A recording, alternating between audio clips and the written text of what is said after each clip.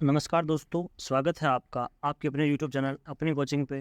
जैसा कि आप जानते हैं आज है 25 जुलाई और 25 जुलाई के लास्ट शिफ्ट यानी कि फोर्थ शिफ्ट का एसएससीजीएल का एग्ज़ाम समाप्त हो चुका है। तो अभी हम जितना हो सके संभव हो सके उतने हम इस शिफ्ट के एनालिसिस के बारे में बात करने वाले हैं। चलिए इस वीडियो स्टार्ट करते हैं। आज पहला क्वेश्चन पूछा गया था कि सत्रिय नृत्य का संबंध किस राज्य से है, तो इसका संबंध है वो असम से है। ये क्वेश्चन दोस्तों इससे पहले वाले शिफ्ट में पूछा गया था, तो ये फिर रिपीट हो गया है।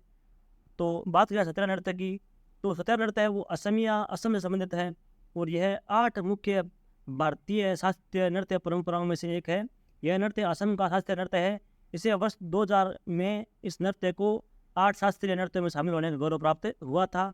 तो यानी सन 2000 में है वो सत्रिया नृत्य है, उसे 8 शास्त्रीय नृत्यों में शामिल किया गया था।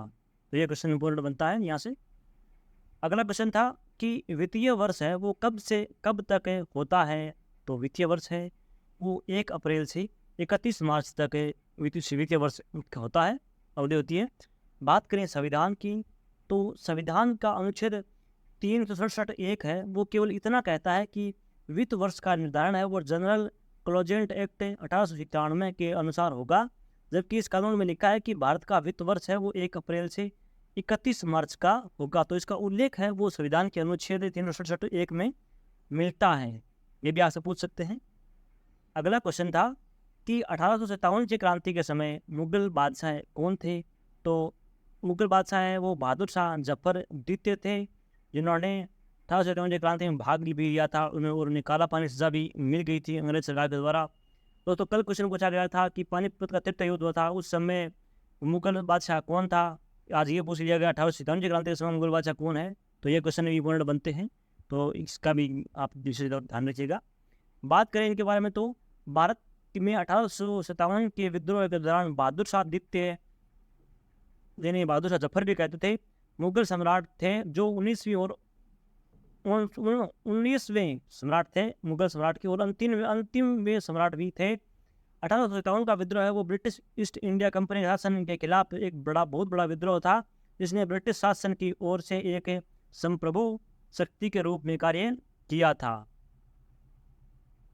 अगला क्वेश्चन था कि FIVB फुटबॉल महिला विश्व चैंपियनशिप 2022 का आयोजन कहाँ हुआ था, तो इसका आयोजन मेजबान देश थे वो नीदरलैंड और पोलैंड देश थे वो मेजबान थे, और इनका पहला मैच भी इन्हीं दोनों टीमों का आपस में हुआ था।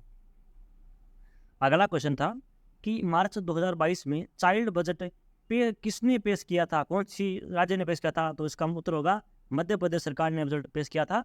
बात करें इसके बारे में, तो वित्त मंत्री जगदीप देवड़ा है वो मध्य प्रदेश की, उन्होंने 2022-23 का बजट पेश करते हुए कहा कि बच्चों के शैक्षणिक, सामाजिक, भावनात्मक और शारीरिक विकास पर ध्यान देना जरूरी है, तो इसलिए उन्होंने चाइल्ड बजट पेश किया था।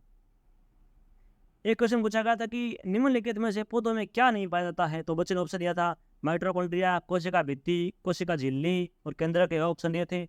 मुझे लगता है ये चारों चीज़ें भी हैं, कोशिका के अंदर पाई जाती है, कोशिका पौधे के अंदर पाई जाती है। तो बात करें इनके बारे में, तो पौधों की कोशिकाओं में बाह्यतम दृढ़ कोशिका भित्ति होती है, जिसके नीचे है वो कोशिका झिल्ली भी बनी होती है, और यह कोशिका झिल्ली कोशिका द्रव्य, कोशिकांग और केंद्रक को चारों ओर से घेरे हुए रहती है। तो इसका मतलब है इसके अंदर ये चारों चीज़ें उपस्थित होती है। बात करें माइटोकॉन्ड्रिया की, तो पशु कोशिकाओं की तरह है पौधों की भी कोशिकाओं में माइटोकॉन्ड्रिया होती है।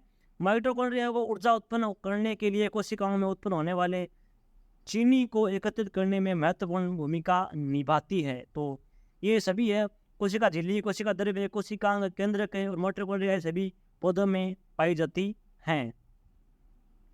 अगला क्वेश्चन है कि हॉकी में फ्री हिट से संबंधित कुछ क्वेश्चन था कि फ्री हिट कब दी जाती है, तो जब कोई खिलाड़ी है वो फाउल करता है तो दूसरी टीम को फ्री हिट दिया जाता है। जैसे कोई खिलाड़ी है वो मैदान से गेंद को बाहर फेंक देता है या फिर किसी खिलाड़ी को धक्का मार देता है तो फाउल होता है, तो उस समय हॉकी में फ्री हिट दी जाती है। अगला क्वेश्चन पूछा गया था कि राज्यपाल है वो पद ग्रहण करता है, उस समय उसे शपथ कौन दिलाता है, तो राज्यपाल को उस राज्य के उच्च न्यायालय के मुख्य न्यायाधीश द्वारा राज्यपाल को शपथ दिलाई जाती है, और इसका उल्लेख है वो भारत के संविधान के अनुच्छेद 57 के अनुसार राज्यपाल नियुक्ति होने पर पात्र व्यक्ति भारत का नागरिक हो, उसकी 35 वर्ष की आयु हो और उपलब्धियों और इस राउंड 3 में है उपलब्धियों का भत्तों का हकदार होगा। और 100 संविधान के अनुच्छेद 159 में अनुसार राज्यपाल को राज्य के उच्च न्यायालय के मुख्य न्यायमूर्ति है उसके द्वारा शपथ दिलाएंगे। तो इसका शपथ का उल्लेख है राज्यपाल द्वारा, तो एक संविधान के अनुच्छेद 159 में इसका उल्लेख मिलता है। अगला क्वेश्चन है कि अखाम लक्ष्मी देवी कौन से नृत्य से संबंधित है? तो इनका संबंध है वो मणिपुरी नृत्य से संबंधित है इनका। और मणिपुर नृत्य से बहुत क्वेश्चन बन रहे हैं, तो मणिपुरी से इसी शिफ्ट में 2 क्वेश्चन पूछ लिए गए थे और इससे पहले वाले शिफ्ट में पूछा गया था। तो बात करते हैं मणिपुर नृत्य से संबंधित जो भी व्यक्ति हैं, प्रसिद्ध कलाकार हैं, उनके बारे में बात करें तो गुरु विपिन सिंह, नल कुमार सिंह, जवेरी बहनें जिन्हें दर्शन, नयना, स्वर्णा और रंजना जवेरी है, सविता मेहता, कलावती देवी, चारू माथुर, सोनारिक सिंह और गोपाल सिंह आदि ये मणिपुरी नृत्य के प्रसिद्ध कलाकार हैं।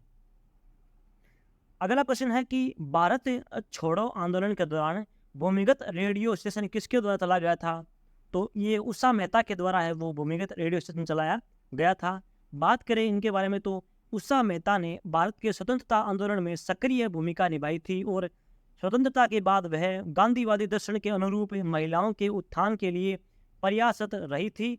वह भारत छोड़ो आंदोलन के समय खुफिया कांग्रेस रेडियो चलाने के कारण उस पूरे देश में विख्यात हुई थी। और इनका ये तस्वीर है, तो आप देख लीजिए इनका तस्वीर। अगला क्वेश्चन पूछा गया था कि निम्नलिखित में से कौन संतूर वादक हैं? तो इनका उत्तर होगा शिव कुमार शर्मा।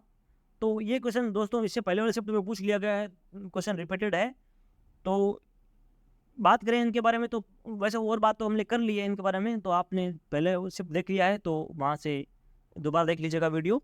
और संतूर को वो सतत वाणी वीणा भी कहते हैं क्योंकि इस वाद्य में 100 तार होते हैं। तो ये जम्मू कश्मीर का लोक वाद्य यंत्र है। अगला क्वेश्चन पूछा गया था कि ग्राम पंचायत से संबंधित कौन सा अनुच्छेद है? तो अनुच्छेद 40 है, ये ऑप्शन में था। तो ग्राम पंचायत से संबंधित अनुच्छेद है वो अनुच्छेद 40 है। बात करें और अनुच्छेद के बारे में ग्राम पंचायत से, तो भारत के संविधान का भाग 9 है, उसमें यानी अनुच्छेद 243 से 243 वो पंचायत से संबंधित है। ग्रामीण क्षेत्रों के लिए पंचायती राज व्यवस्था से संबंधित है ये भाग 9। और इसमें पंचायत की विभिन्न शर्तों, संरचना, अवधि, आरक्षण, शक्तियाँ आदि की परिभाषाएं भी मिलती है। अनुच्छेद 243 है वो पंचायतों की परिभाषा बताता है।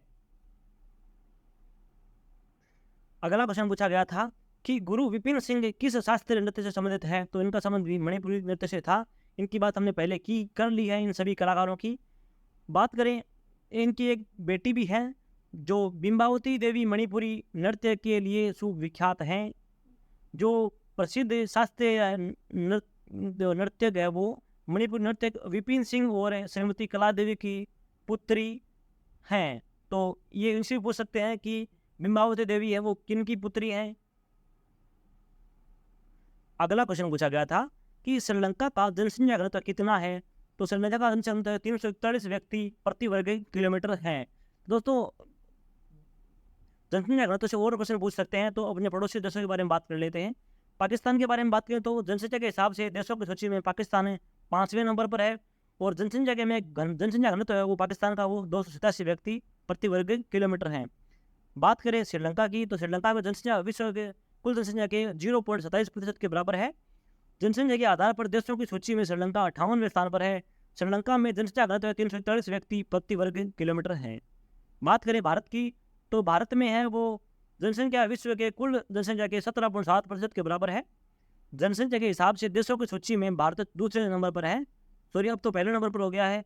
और भारत में जनसंख्या घनत्व वो 467 व्यक्ति प्रति वर्ग किलोमीटर हैं। और बांग्लादेश की बात करें तो बांग्लादेश में जनसंख्या घनत्व सबसे उच्चतम स्तर पर पहुंच गया है, जो कि लगभग 1.26 हजार व्यक्ति प्रति वर्ग किलोमीटर है, यानी 1260 व्यक्ति प्रति वर्ग किलोमीटर है। और बांग्लादेश की जनसंख्या विश्व की कुल जनसंख्या के 2.11% के बराबर है। और बात करें कि क्वेश्चन बनता है कि सबसे अधिक जनसंख्या विश्व में कौन से देश की है? तो वो है बांग्लादेश की। अगला क्वेश्चन है कि AC बराबर है V²/R में V क्या होता है? तो V होता है वेलोसिटी यानी वेग।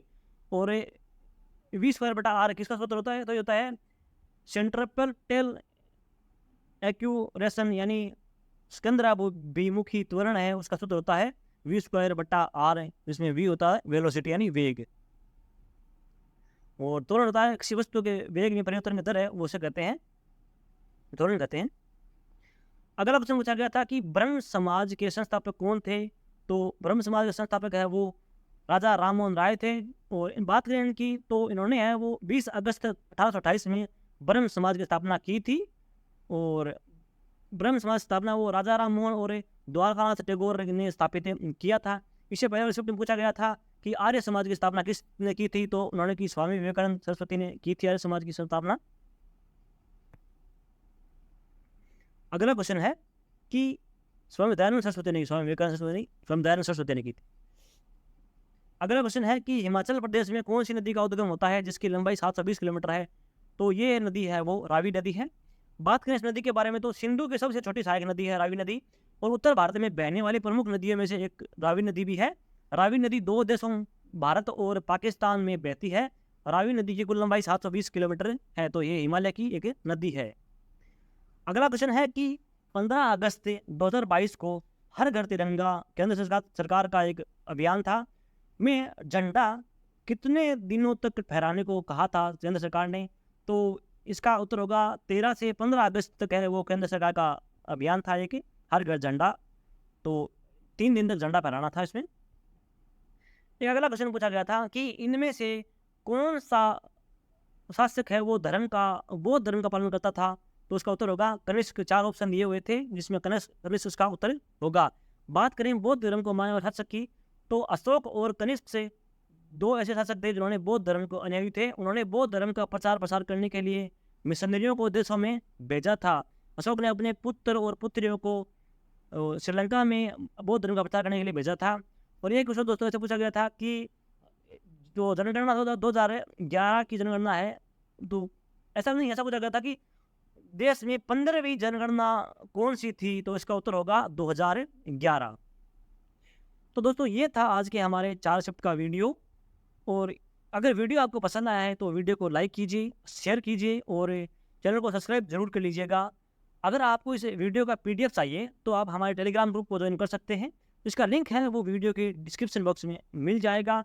और हमने सेंसेक्स से भी वीडियो बनाया है जिसका लिंक है वीडियो के डिस्क्रिप्शन में है, और भी बहुत मोस्ट इम्पोर्टेंट टॉपिक है जो पूछे जो जाते हैं SSC में, तो उनका लिंक है वो वीडियो के डिस्क्रिप्शन में मिल जाएगा आपको, वहाँ से जाके वीडियो देख लीजिएगा।